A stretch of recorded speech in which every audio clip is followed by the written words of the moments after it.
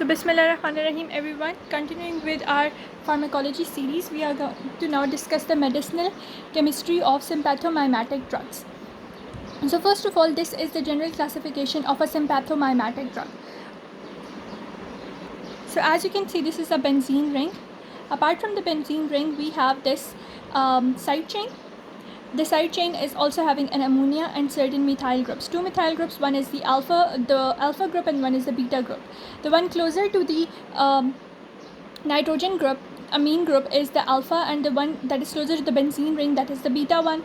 And if you substitute on the 3 and 4th positions the hydroxyl group, it becomes more potent. So first of all, they are saying that's a substitution on the benzene ring. First of all, benzene ring, this is the main ring that is the constituent of this sympathomimetic drug, the one which resembles closely the norepinephrine and epinephrine. So if you see, this is the benzene ring. On the benzene ring, they are saying that if you have on the position number 3 and 4, if you have OH groups, that is the hydroxyl group, the maximal activity will be observed for alpha and beta receptors. But when you have it either on the 3 position or either on the 4 position, it becomes less potent for the alpha and beta receptors. So what are the consequences of attaching the hydroxyl groups on both the 3rd and 4th region? The consequences are it is readily digested by the COMT enzyme, that is catechol O-methyltransferase enzyme, by the liver and gut. And the OH groups, they are not active orally, because what will happen, because it is readily digestible by the liver and gut enzymes, and that is the catechol O-methyltransferase enzyme. What will happen if you will take it orally? What will happen? It will be digested readily, so it will not be active orally. If we talk about these ones that are having single hydroxyl group on the 3rd or either on the 4th region, when they are taken by oral administration, their bioavailability increases, their duration of action increases, because now they are not readily digestible by this catechol O-methyltransferase enzyme. So this is the whole situation that we can see of substituting hydroxyl groups on the benzene ring. So attaching hydroxyl group makes it more digestible, whereas removing a hydroxyl group makes it less digestible and more bioavailable, and has increased duration of action. Now the absence of the hydroxyl group, it makes its greater distribution to the central nervous system, like the ephedrine and amphetamines.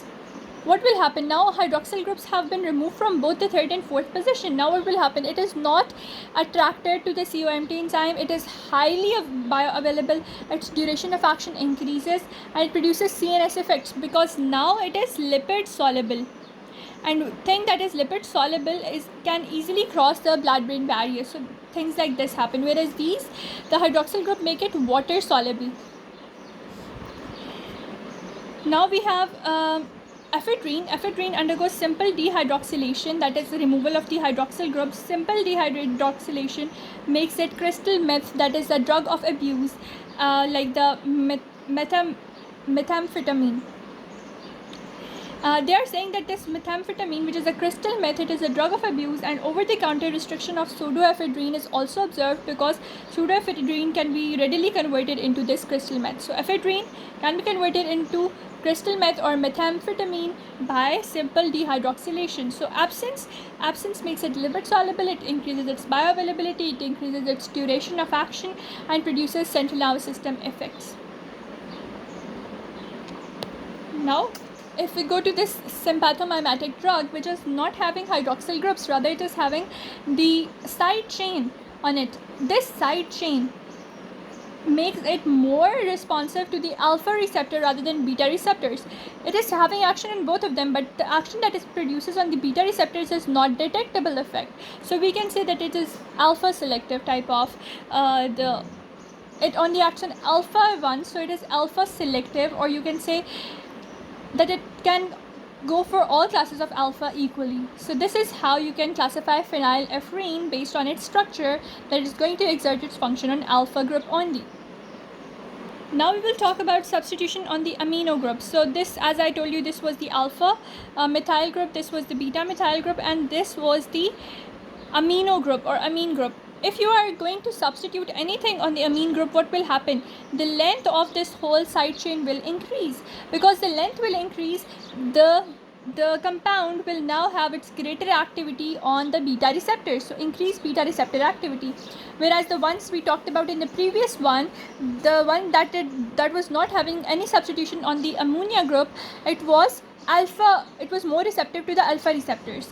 So now if you add something onto the amino group, what will happen? Length will increase, the beta receptor activity will increase, and alpha receptor activity would decrease. So this ammonia, if you attach methyl group to ammonia, it will yield epinephrine. And if you attach isopropyl group to it, you will yield isoprotranolol. And this isoprotranolol will have greater beta activity as compared to the alpha activity. So this is how you can take it. So if you have norepinephrine, if you attach the methyl group to it, you will get an epinephrine. And that epinephrine, this whole mechanism of converting norepinephrine into epinephrine takes place in adrenal medulla, because it has the enzyme for ammonia substitution. And isopropyl, if you attach the isopropyl group at this position, it will increase its length, it will make it more receptive to the beta receptors. So this is what it's written over here, more potent for the beta receptors. And if it's a short one, it is not having anything substituted on this one, it will have greater activity on the alpha receptors. Now substitution of alpha carbon and beta carbon. As I told you, this one was the alpha carbon, this was on the beta carbon. So let's talk about substitution on them.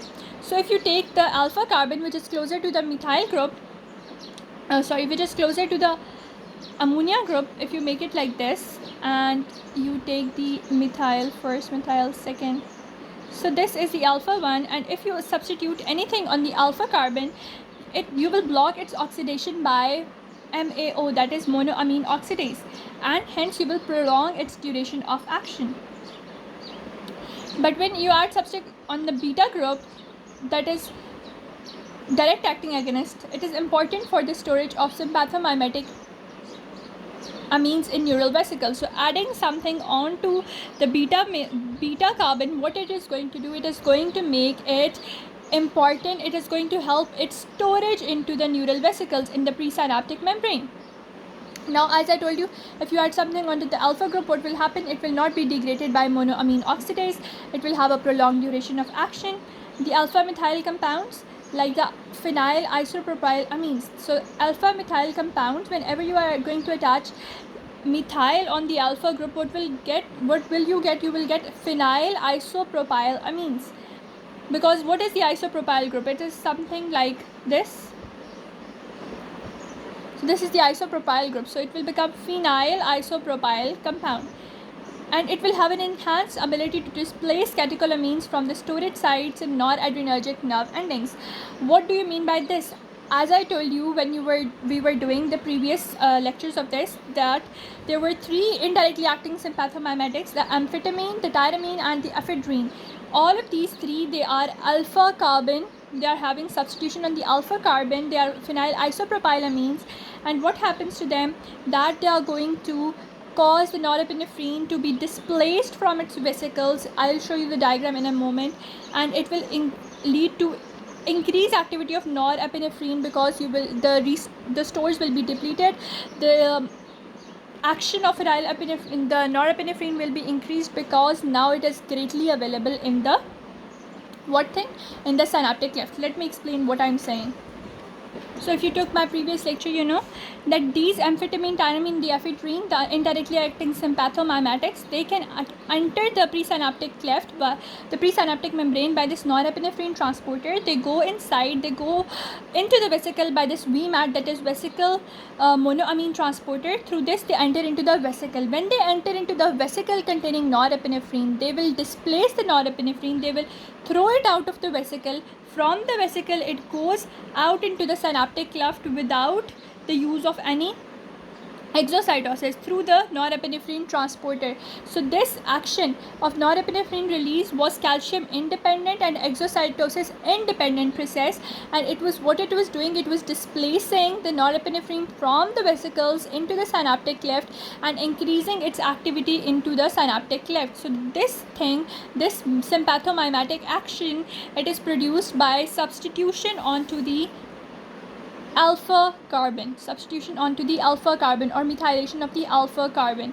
For the beta carbon, what it will do, it will increase the, whenever we are going to substitute anything on the beta carbon, it will increase the storage of the sympathomimetic amines in the neural vesicle. So in these vesicles, the storage will be increased by beta substitution, whereas by alpha substitution, what will happen?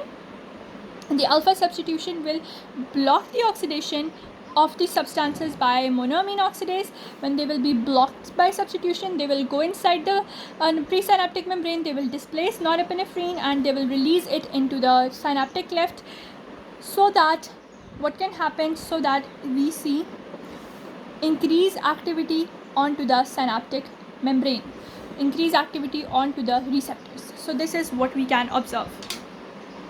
So here for a quick overview, they are saying that whenever on this phenyl group you are going to add a hydroxyl group over here, what will happen? It will have increased activity for the alpha and beta receptors.